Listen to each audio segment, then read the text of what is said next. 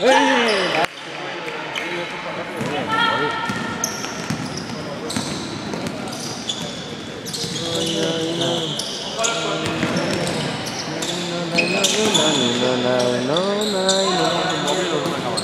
maravilla. No, eso es un iPad. Yo lo veo desde casa.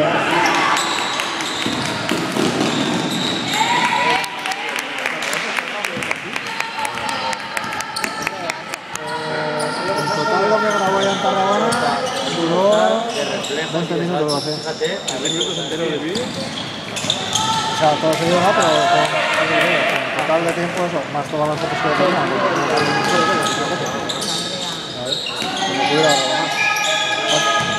Ese tiene 8 gigas.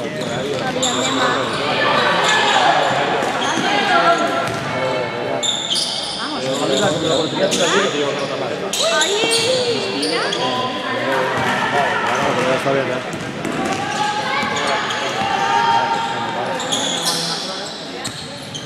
Té 8, però 2 ja estan gastats en tot el que té la màquina. Ya.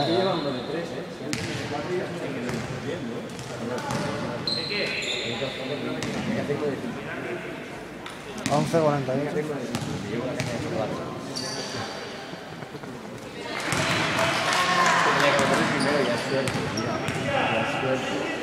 Se ha venido arriba. Ya ha pegado